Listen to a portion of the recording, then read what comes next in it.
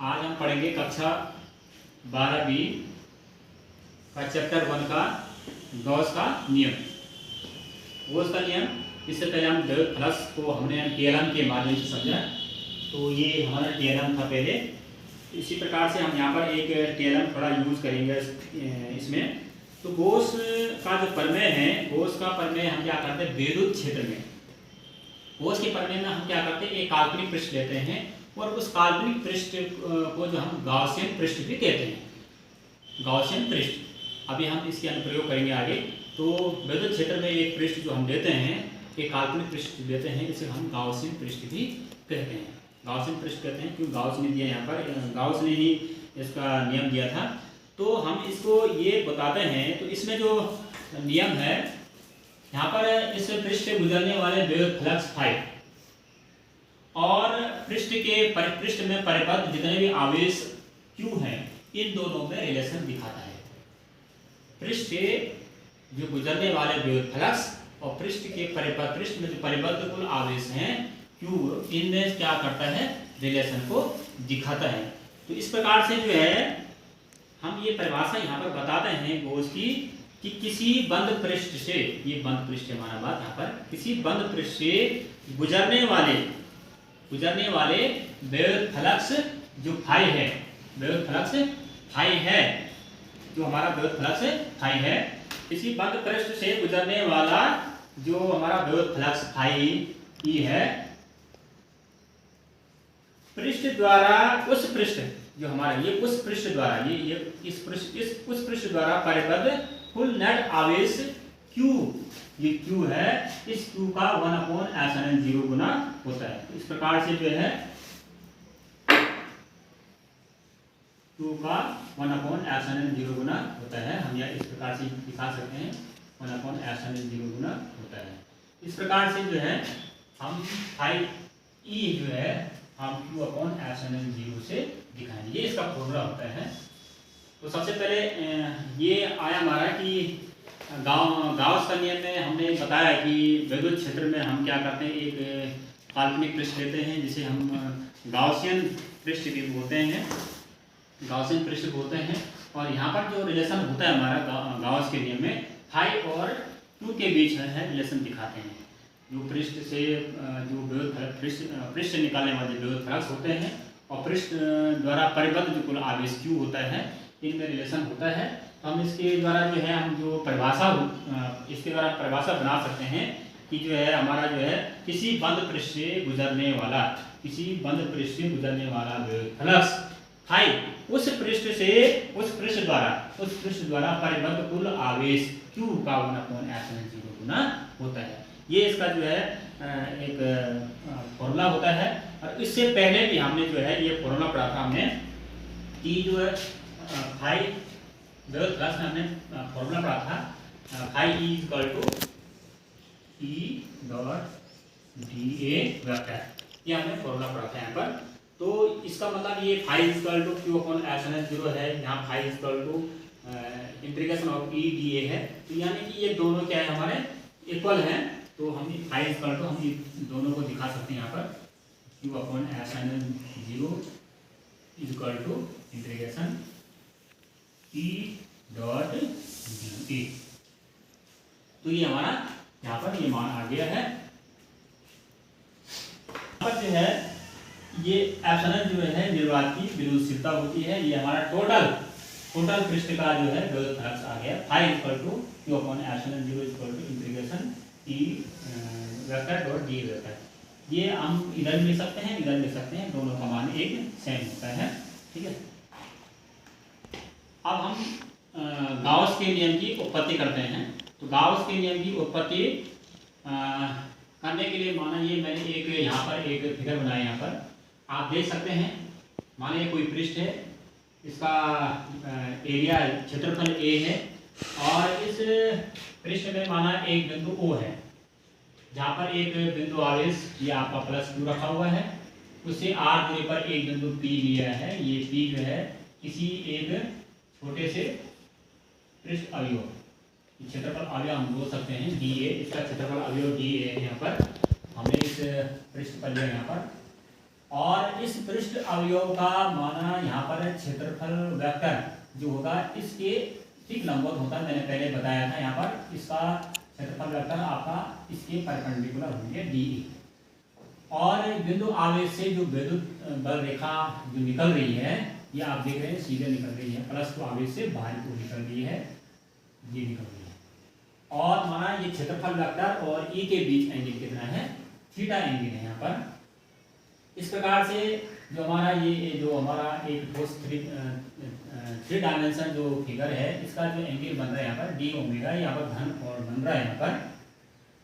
इस प्रकार से जो हमारे थ्योरेटिकल पार्ट है और इसका जो है अब हम देखते हैं कि जो हमारा ये क्षेत्रफल अवयव है इसका जो अगर हम विद्युत फ्लक्स देखें D phi equal to E D A, ये हमने पहले पढ़ा था स्केलर गुणनफल के बराबर। और यदि इनके बीच जो है एंगल थीटा है तो थीटा इसको अगर खोल दें डी ए कोस थीटा हो जाएगा। तो D phi equal to E D A cos theta ये हमारा मान है। और थीटा जो है ई और डी ए के बीच जो है हमारा ई और डी ए के बीच हमारा क्या है यहाँ पर एंगल था यहाँ पर। और यहाँ हमें पता है यहाँ पर जो ई का मान जो होता है E equal to 1/4 pi epsilon 0 q upon r square, यहाँ पर ई का मान होता है। आर आप देख रहे हैं आवेश ये पृष्ठ जो है इनके बीच की दूरी है, यहाँ पर हमने ये मान रखा हुआ है। अब जो ई का मान है हम ध्यान रख लीजिए ऊपर, तो डी फाई इक्वल टू यहाँ पर मान रख दीजिए 1/4 pi epsilon 0 into upon r square into D A cos theta, D A cos theta. और इस प्रकार से जो है D phi E is equal to 1/4 pi epsilon 0 q upon r square D A cos theta. अब हम लोगों को पता है, मैंने पहले बताया था कि जो D A cos theta upon R square, ये D A cos theta upon R square जो है ये हमारा मान होता है डी ओमेगा, ये घन कोण के बराबर होता है। ये हमारा मान D A cos theta upon R square ये घन कोण के बराबर होता है। इसका मान कितना होता है डी ओमेगा, ये मैंने यहाँ पर बताया है यहाँ पर। और अब हम यहाँ पर जो है मान रख देंगे D phi is equal to 1/4 pi epsilon 0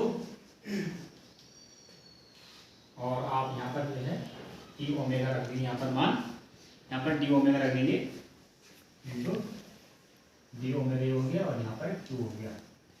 तो D phi is equal to Q upon 4 pi epsilon 0 into D omega. अब यहाँ पर जो है ये एक हमारे एक छोटे से पृष्ठ के लिए था, यहाँ पर डी फाई हमारे छोटे से पृष्ठ के लिए था। अब संपूर्ण पृष्ठ के लिए अगर निकालेंगे, संपूर्ण पृष्ठ के लिए हमारा क्या निकलेगा फाई ई इक्वल टू क्या हो जाएगा, इंटीग्रेशन हो जाएगा यहाँ पर 2/4 पाई एप्सिलॉन 0 इंटीग्रेशन डी ओमेगा, यानी छोटे छोटे अगर पृष्ठ अवयव को मिला करके ये पूरा पृष्ठ बड़ा पृष्ठ हो जाएगा। तो इसके लिए जो है हमारा जो पूरा हम क्या करते हैं इंटीग्रेशन निकालेंगे यहाँ पर। और इंटीग्रेशन निकालने पर जो है हमारा जो ये घन कोण संपूर्ण पृष्ठ के लिए जो संपूर्ण पृष्ठ के लिए जो घन कोण होगा ये क्या होगा हमारा integration of D omega equal to 4 pi बताया था मैंने यहाँ पर, इसलिए हम यहाँ पर 4 पाई रख देंगे। Integration of D omega phi equal to Q upon 4 pi epsilon 0, यहाँ पर क्या आएगा हमारा 4 पाई आ जाएगा, ठीक है। तो ये इंटीग्रेशन ऑफ पूरे पृष्ठ के लिए जो घन कोण आएगा ये 4 पाई आ जाएगा। तो ये 4 पाई से 4 पाई हमारा कैंसिल हो जाएगा यहाँ पर। तो फाई इज इक्वल टू 4 पाई से कैंसिल हो जाएगा क्यू अपॉन एप्सिलॉन 0। ये हमारा इसका फॉर्मूला जो हमारा यहाँ पर गाउस का नियम की फॉर्मूले की उत्पत्ति हो जाती है। अगर यदि हम क्या करें, इस पृष्ठ में अगर बहुत सारे आवेश हैं, माना हो सकता है कि +2 आवेश, +2 आवेश और -2 आवेश, -2 आवेश, प्लस आवेश भी हो सकते हैं, -2 आवेश भी हो सकते हैं, बहुत सारे आवेश हो सकते हैं, प्लस भी हो सकते हैं, माइनस भी हो सकते हैं। उस कंडीशन में जो है हमारा जो विद्युत फ्लक्स होगा इन अलग अलग आवेशों के कारण उत्पन्न विद्युत फ्लक्स के योग के बराबर होगा। यानी कि इन अलग अलग आवेशों के कारण उत्पन्न विद्युत फ्लक्स के योग के कारण योग के बीजगणित योग के बराबर होगा, जो टोटल विद्युत फ्लक्स होगा हमारा। तो इस प्रकार से हम φE हम दिखा सकते हैं यहाँ पर। तो हमारा 1/ε0 तो हमारा बाहर रहेगा, और यहाँ पर जो है कोष्टक में हम यहाँ पर Q1 लिख सकते हैं, +2 लिख सकते हैं, -2 माइनस है तो ये माइनस लिखेंगे, ये -2 को लिखेंगे, डैश इस प्रकार से हम इसको लिख सकते हैं। तो इस प्रकार से हम इसको समेशन कर सकते हैं, यानी कि φE 1/ε0 समेशन सिग्मा 2 कर सकते हैं इसको। तो ये एक या दो से अधिक आवेशों के लिए हो सकता है। अब एक इसमें दूसरा एक टॉपिक बनता है इसमें, गाउस के नियम से कूलाम के नियम की उत्पत्ति। गाउस के नियम से कूलाम के नियम की उत्पत्ति काफी महत्वपूर्ण क्वेश्चन है इसमें ये। तो हम माना बात इसी पृष्ठ में हमने अगर देखें, इसी पृष्ठ में अगर देखा जाए तो माना ये +2 आवेश हमने यहाँ बिंदु O पर दिखाया था, और ये पृष्ठ अवयव है। माना बात यहाँ पर कोई एक परीक्षण आवेश दिया हमने यहाँ पर Q0, एक परीक्षण आवेश Q0 लिया माना बात। अब आप देख रहे हैं विद्युत क्षेत्र की दिशा E इस प्रकार से बाहर की ओर है।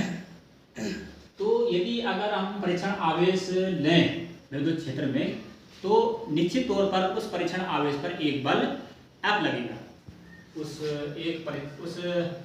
परीक्षण आवेश पर एक बल लगेगा F, तो उस पर बल लगेगा तो कितना बल लगेगा, F = Q0E। ये हमारा फॉर्मूला होता है उसका, E और F में जो रिलेशन होता है हमारा, F = Q0E जो है बल का अनुभव करेगा। और आप लोगों को मालूम होगा कि जो हमारा E का जो फॉर्मूला है, जो हमारा E यानी विद्युत क्षेत्र E का जो फॉर्मूला है 1/4 पाई ε0 × Q/r² होता है, ये हमें पता है। और यदि हम इस E का मान इस F में रख दें, F = 1/4 पाई ε0, और Q पहले से ही है हमारे यहाँ पर, और एक यहाँ पर मान रखने पर Q0 है, Q0/r²। तो ये हमारा कूलाम का नियम आ जाता है।